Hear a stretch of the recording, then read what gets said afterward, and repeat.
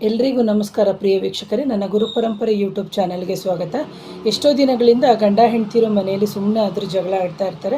ಅದಕ್ಕೆ ಕಾರಣ ಏನು ಅಂತಲೇ ಅವ್ರಿಗೂ ಗೊತ್ತಿರಲ್ಲ, ಅಥವಾ ಮನೆಯ ಎನ್ವೈರ್ನಮೆಂಟು ಆ ಥರ ಇರುತ್ತೆ. ಯಾಕಂದರೆ ಯಾರ್ದೋ ಒಬ್ರದ್ದು ಚಾಡಿ ಮಾತು ಕೇಳಿಕೊಂಡು ಜಗಳ ಆಡುವಂಥದ್ದು ಇರುತ್ತೆ.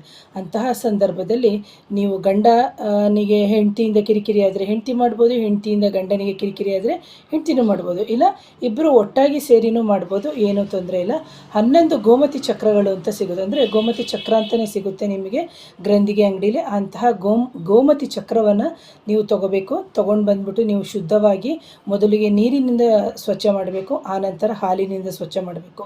ಆ 11 ಗೋಮತಿ ಚಕ್ರಗಳನ್ನ ತೆಗೆದು ಆನಂತರ ನೀವೇನು ಮಾಡಬೇಕು ಅಂದರೆ ಒಂದು ಹಳದಿ ಕಲರ್ ಬಟ್ಟೆಯಲ್ಲಿ ನೀವು ಅದನ್ನು ಕಟ್ಟಿಬಿಟ್ಟು ನಿಮ್ಮ ಕುಲದೇವರ ಮುಂದೆ ಇಟ್ಟು ಪೂಜೆ ಮಾಡಬೇಕು. ಆನಂತರದಲ್ಲಿ ನೀವು 48 ದಿನಗಳ ಕಾಲ ನೀವು ಮಲಗುವ ತಲೆಯ ದಿಂಬಿನ ಕೆಳಗಡೆ ಇಡಬೇಕು.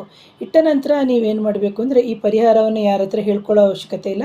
ಗಂಡನಿಗೆ ಗೊತ್ತಿದ್ದರೆ ಹೆಂಡ್ತಿಗೆ ಹೇಳಿ, ಹೆಂಡ್ತಿಗೆ ಗೊತ್ತಿದ್ದರೆ ಗಂಡನಿಗೆ ಹೇಳಿ. ಯಾಕಂದರೆ ಕೆಲವೊಂದೊಂದು ಸಂದರ್ಭದಲ್ಲಿ ಇಬ್ಬರಿಗೂ ಕಿರಿಕಿರಿ ಆದಾಗ ಅವ್ರಿಗೆ ಗೊತ್ತಿಲ್ದಂಗೆ ಇವ್ರು ಮಾಡ್ತಾರೆ, ಇವ್ರಿಗೆ ಗೊತ್ತಿಲ್ದಂಗೆ ಅವ್ರು ಮಾಡಿದಾಗಲೂ ಏನೂ ಪ್ರಾಬ್ಲಮ್ ಆಗಲ್ಲ.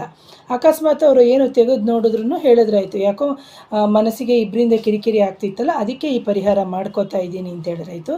ಇದರಲ್ಲಿ ಯಾವುದೇ ರೀತಿಯ ಕೆಟ್ಟದಂತೂ ಏನೂ ಇಲ್ಲ. ಇದು ಗಂಡ ಹೆಂಡರನ್ನು ಒಂದು ಮಾಡುವಂಥದ್ದು ಅಂತೇಳ್ಬಿಟ್ಟು 48 ದಿನಗಳು ಆದ ನಂತರ ನೀವೇನು ಮಾಡಬೇಕಾಗುತ್ತೆ ಅಂತಂದರೆ ಇದನ್ನು ತೆಗೆದು ಹರಿಯುವ ನದಿಗೆ ಹಾಕಬೇಕು.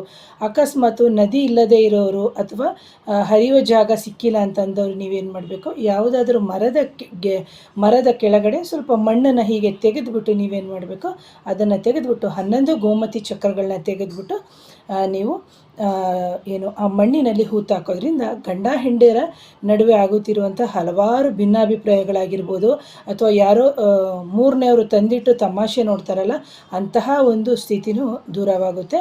ಹಾಗಾಗಿ ಇದು ಅತ್ಯಂತ ಸರಳವಾಗಿರುವಂತಹ ಪರಿಹಾರ. ಈ ಪರಿಹಾರವನ್ನು ಮಾಡ್ಕೊಳ್ಳಿ ಅಂತ ಹೇಳ್ತೀನಿ ಪ್ರಿಯ ವೀಕ್ಷಕರೇ. ಯಾರಾದರೂ ನನ್ನ ಚಾನಲ್ನ ಮೊದಲನೇ ಬಾರಿಗೆ ನೋಡ್ತಾ ಇದ್ದರೆ ಲೈಕ್ ಮಾಡಿ, ಶೇರ್ ಮಾಡಿ, ಕಮೆಂಟ್ ಮಾಡಿ. Thank you.